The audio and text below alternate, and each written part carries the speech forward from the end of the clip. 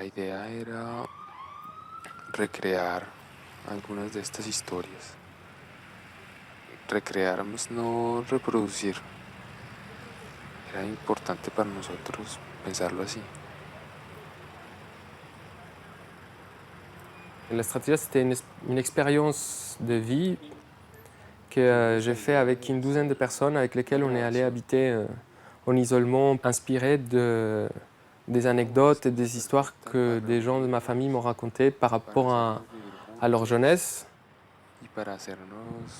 Mes parents, principalement, ils ont vécu dans des communautés clandestines aux années 70 en Colombie, à Bogota, avec des idées révolutionnaires. Ils ont organisé un peu une façon de vivre, hein, des règles.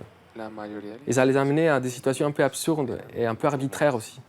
Du fait qu'ils inventaient des lois qui étaient un peu comme genre on ne peut pas prendre le soleil parce que c'est un geste petit bourgeois. Donc ils évitaient des choses qui en fait finalement sont assez simples.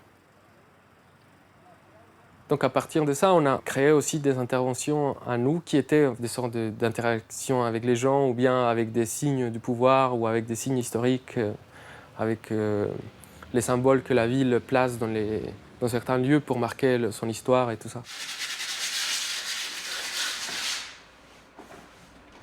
Il y a toujours une confrontation entre ce qui est de l'ordre de l'intime et ce qui est de l'ordre du public. Comment on met en relation nos vies un peu personnelles avec des moments historiques. Repenser une politique depuis l'affectivité, par exemple. Repenser l'histoire depuis des perspectives plus des subjectivistes ou des choses comme ça. Ouais. Faire le contour. Je sais pas encore si j'ai envie de le peindre, ou peut-être peler ici avec quelque chose. Enlever en fait de la matière. Je traite des sujets qui sont d'une grande échelle à une échelle un peu maisonnière. Il y a des écarts énormes entre un grand sujet comme peut être le pouvoir avec des tentatives qui sont vraiment de l'ordre de la famille, quoi, de l'ordre de l'amitié ou de l'ordre de l'affectif, qui sont très petites, ces distances créent aussi de l'humour, quoi.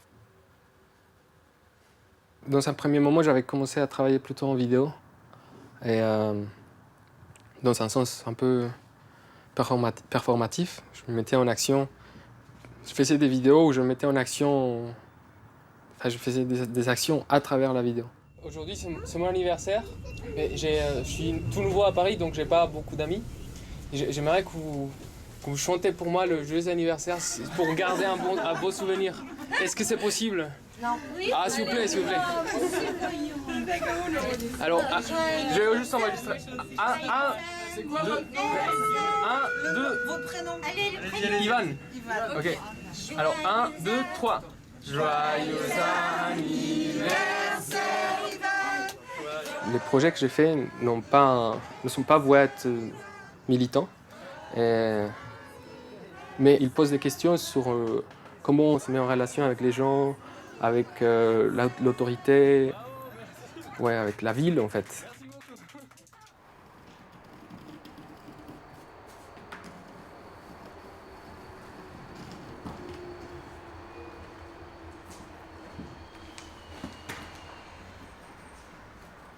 Autant j'aime bien faire des choses qui sont un peu spontanées, qui se ressortent un peu réactifs, qui réagissent à une situation, autant j'aime bien me poser le problème et construire un film où il faut voyager avec 10 personnes dans un pays, 10 personnes dans un autre pays, avec 2 chefs opérateurs, avec une espèce de structure qui me dépasse un peu.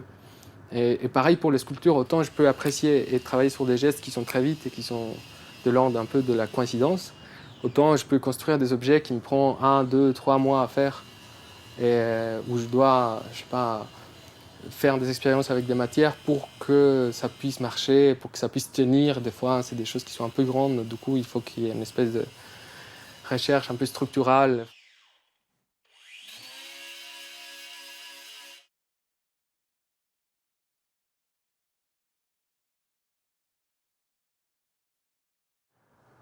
C'est un peu mon moyen à moi, en fait. C'est pas, disons, insister avec une forme ouais, qui est une façon de faire, mais attaquer en fait le sujet par différents ressorts en fait.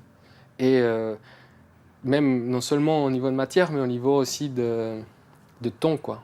Ou parfois ça peut être de l'ordre de très sérieux,